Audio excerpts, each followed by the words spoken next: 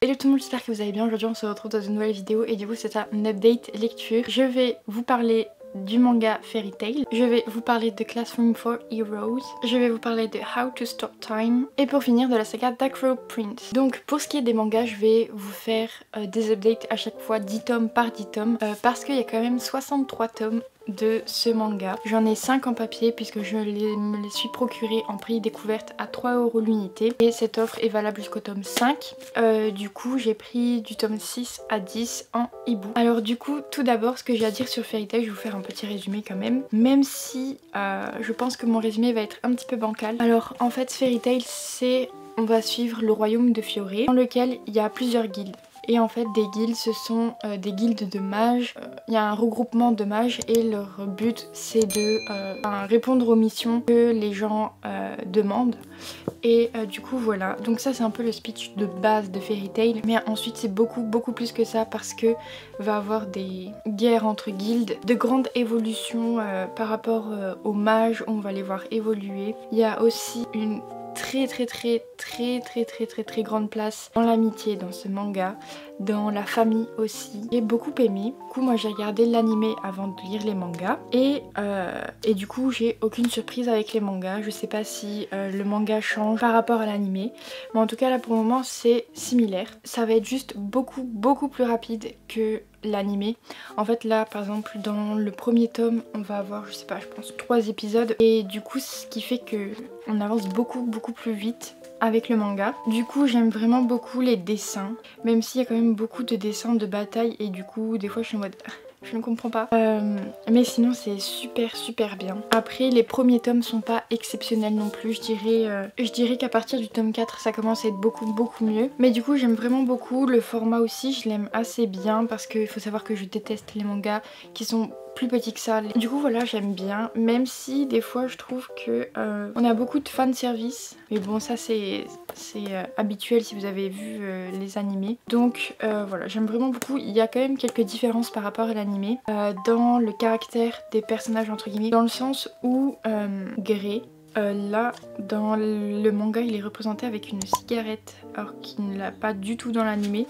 Du coup quand j'ai vu ça j'étais en mode bah non, pourquoi? Ensuite par rapport au manga que j'ai lu en e-book, du coup les 5 autres, j'ai adoré. J'adore lire sur la liseuse les mangas parce que je trouve ça beaucoup plus pratique et beaucoup plus clair. J'ai plus le temps de détailler les dessins, chose que j'ai du mal avec le livre parce que bah, comme on a les 2 pages comme ça, bah je vais souvent regarder à côté, regarder la globalité et puis des fois ça me stresse, il y a des bulles qui sont vraiment proches du centre et du coup ça m'énerve parce que j'ai pas envie de casser mon livre et du coup ça me stresse, je suis un peu énervée parce que j'arrive pas à lire correctement et j'ai pas du tout ce problème là avec la liseuse, donc pour moi la liseuse c'est vraiment trop bien. En plus les mangas du coup ils sont à 4,49 € sur Kobo et du coup ça fait que je peux économiser un petit peu. Donc voilà, là le tome 10 c'est l'arc Tour du Paradis.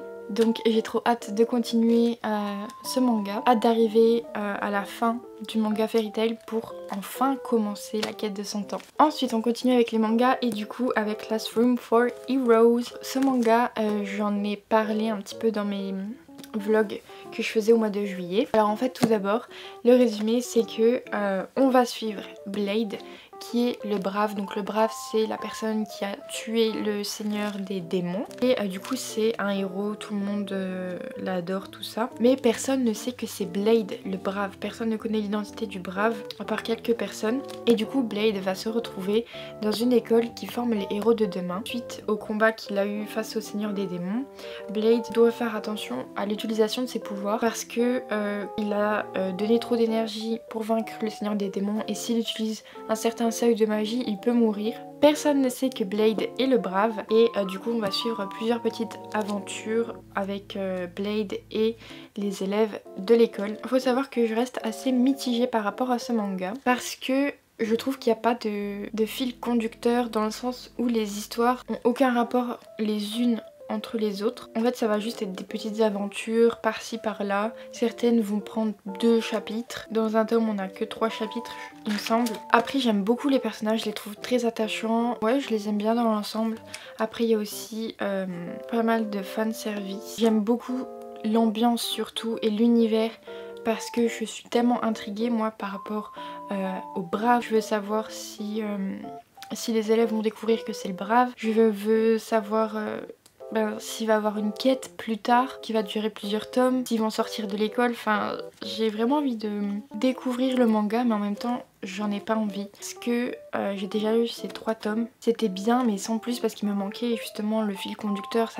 Je sens que quelque chose manque dans ce manga. Et même si j'ai beau aimer les personnages, l'univers, l'ambiance, j'ai pas envie de continuer le manga tout simplement parce que j'ai pas envie de mettre, je crois que c'était 7,50 € dans un tome de manga que je suis pas sûre d'apprécier. Du coup je vais garder quand même ces 3 tomes parce que ils me dérangent pas, enfin j'ai quand même bien apprécié et comme je les ai je vais les garder. Mais pour l'instant j'ai pas du tout prévu de lire la suite, peut-être si je la trouve d'occasion un jour. Je voulais la lire en e-book mais le manga n'existe pas en numérique. Mais voilà, pour le moment pas grand chose par rapport à ce manga. C'est juste léger à lire, c'est assez drôle des fois. Donc maintenant on va parler de How to Stop Time. C'est l'histoire de Tom qui est un prof d'histoire et en fait il vit depuis des siècles. Et du coup ce qu'il ne doit absolument pas faire c'est tomber amoureux. Du coup ça c'est le speech de base. J'ai vraiment beaucoup aimé ce livre, donc c'est de Matt Haig. Et de Matt Haig j'avais déjà lu The Midnight Library que j'avais aimé mais sans plus. En fait je pense que j'étais pas dans le bon mood. Du coup ce qui fait que j'ai quand même un petit peu retardé cette lecture parce que j'avais peur que ce soit le même ressenti que The Midnight Library. Et en fait pas du tout. Alors déjà j'aime vraiment beaucoup quand même la façon d'écrire de l'auteur puisque les chapitres sont vraiment très courts. Donc ce qui fait qu'on a un rythme de lecture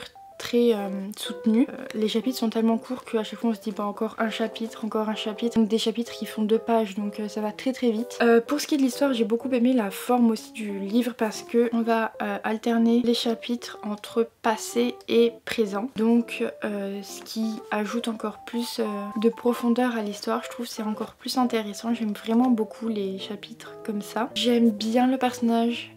Mais après je me suis pas trop attachée aux personnages du roman parce que quand même c'est des personnes qui ont la quarantaine, qui sont profs d'histoire, donc c'est pas non plus... Enfin c'est pas les personnages vers lesquels je m'attache plus facilement. Mais j'ai vraiment beaucoup aimé, du coup je l'ai lu assez rapidement. Ça se lit très vite. Alors ce livre est sorti en français. Je sais plus c'est quelle maison d'édition mais il existe en français sous le même titre. Après voilà je trouve que ça reste assez mignon, assez intéressant, mais c'est pas du tout mon genre de lecture habituel. Habituellement je lis plus de la fantasy fantastique, donc voilà, ça m'a beaucoup intriguée, j'ai vraiment passé un bon moment, mais je pense pas le relire.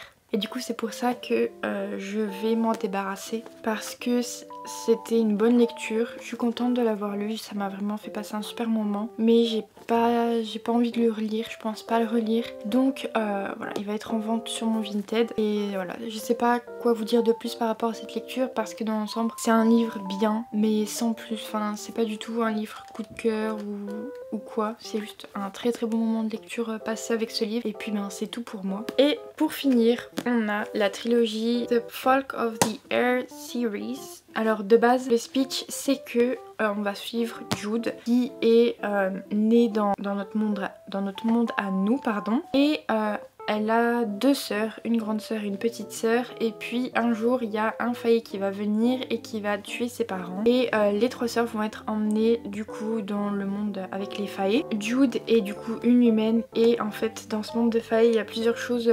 Il y a de la nourriture qu'elles peuvent pas manger parce que en tant qu'humaine elle ne supporte pas quoi. Donc c'est un peu compliqué pour elle parce que du coup elle va se faire un ennemi qui est Carden. Et du coup il va avoir plein de complots parce que le roi va du coup laisser sa place à un de ses fils et du coup tout le monde veut la place de roi et va s'en suivre plein de complots, de trahisons. Il va se passer quand même pas mal de choses. J'ai beaucoup aimé cette trilogie. Je pense que tous les tomes ils étaient à 4 étoiles mais je pense quand même qu'il manque quelque chose parce que alors pour le début de Dark Road Prince c'était assez lent je trouvais. C'était toute la mise en place de l'univers, la connaissance des personnages, tout ça, mais j'étais pas à fond dedans dès le début, mais c'est un livre qui se lit très rapidement. Les pages se tournent à une vitesse folle par rapport au vocabulaire, donc par rapport à l'anglais. Moi je l'ai trouvé quand même assez simple, c'est très compréhensible.